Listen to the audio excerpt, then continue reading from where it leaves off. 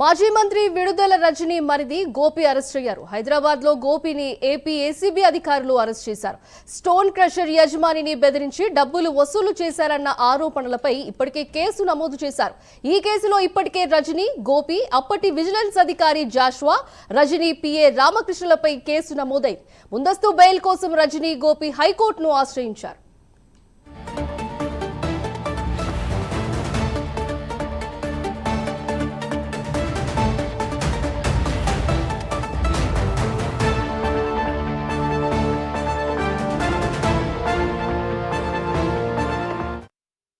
దీని గురించి మరింత సమాచారం మా ప్రతినిధి రవికృష్ణ అందిస్తారు. రవికృష్ణ, చెప్పండి.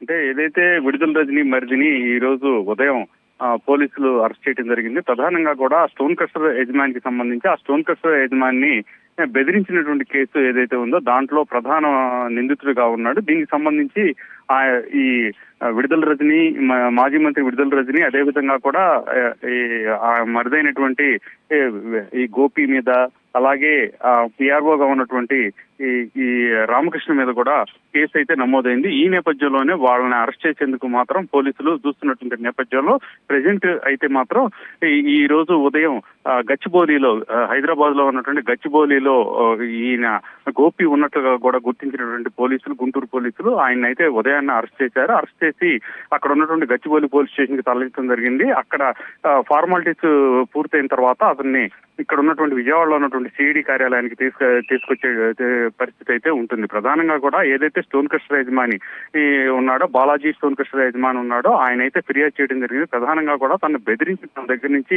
2 కోట్ల పైగా కూడా డబ్బులు వసూలు చేశారు అని ఆయన అయితే ఆరోపణలు చేశాడు. అదేవిధంగా కూడా దానికి సంబంధించి ఎంక్వైరీ కూడా చేసినటువంటి నేపథ్యంలో ఈ ఆరోపణలో వాస్తవం ఉందని తెలియడంతో సిఐడికి సంబంధించిన అధికారులు అయితే మాత్రం వీళ్ళ మీద కేసు నమోదు చేయడం జరిగింది. ఈ కేసుకు సంబంధించి వీళ్ళని ఎప్పుడైనా సరే కేసు నమోదైనటువంటి వ్యక్తులైనటువంటి విడుదల రజనీని కానీ, అదేవిధంగా కూడా అప్పుడు ఉన్నటువంటి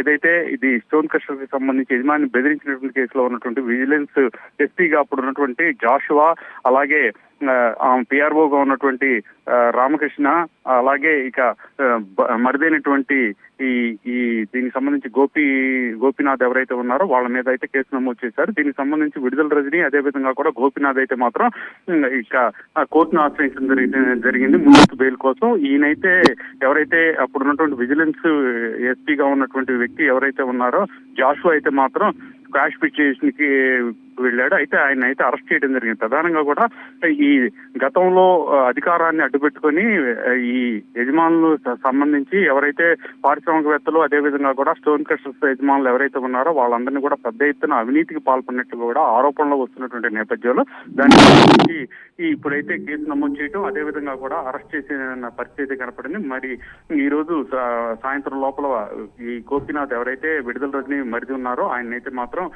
విజయవాడకి సంబంధించి సిఐడి కార్యాలయానికి తీసుకొచ్చేటువంటి పరిస్థితి ఉంటుంది. ఆ తర్వాత దానికి సంబంధించి విచారణ అయితే కొనసాగిస్తారు.